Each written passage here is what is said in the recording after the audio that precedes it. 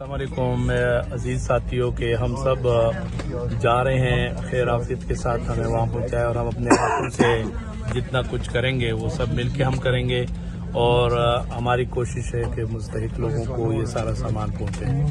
तो मैं ब्रिटिश पाकिस्तानी फोरम के साथियों का और हेल्प ह्यूमैनिटी की के चैरिटी के उससे प्लेटफार्म से यूनिक ट्रैवल के प्लेटफार्म से अपने तमाम कस्टमर्स का अपने साथियों का शुक्रिया अदा करता हूं जिन्होंने इस वक्त में गरीबों की मदद की।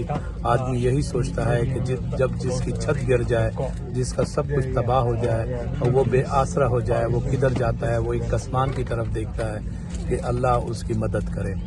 बहुत शुक्रिया।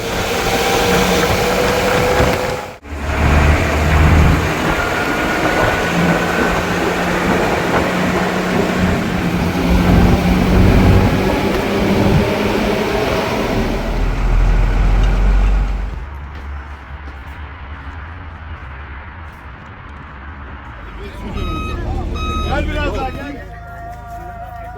Çadır çadır gelecekler. Bas abi bas.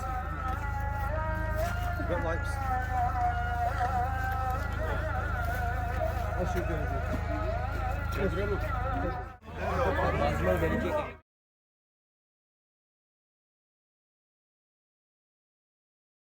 Gel. Gel biraz daha gel gel.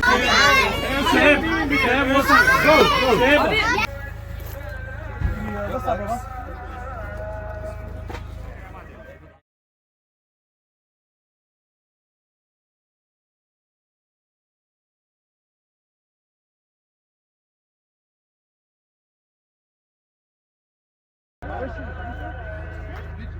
Very different.